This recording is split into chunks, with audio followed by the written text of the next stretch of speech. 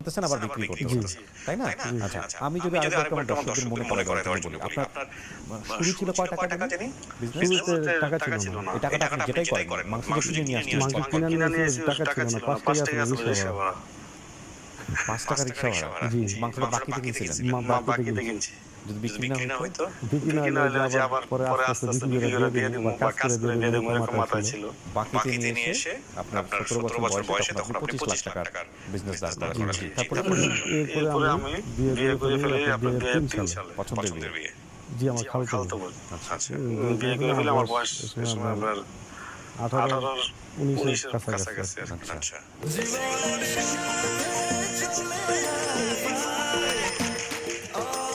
নিশ্চিন্তে খান, স্বাস্থ্যকর all time পান, অল টাইম হেলদি লাইফ।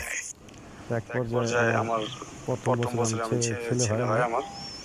তো ওই বছর আমি অনেক